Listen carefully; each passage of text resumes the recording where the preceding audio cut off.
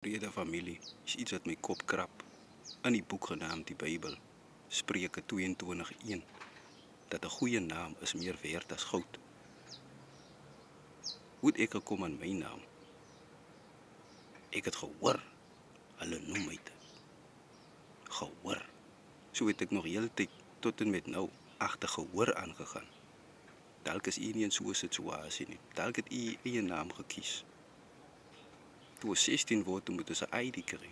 In Suid-Afrika word dit die Book of Life genoem. Ja.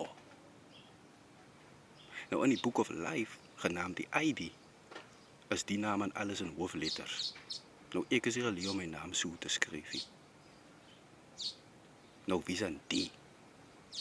Nou in die eerste plek gaan ek agter gehoor aan. In die tweede plek is daar nou 'n naam wat ek wil moet teken. Waarvoor ek eers kennis dra nie. So wie kry die goud?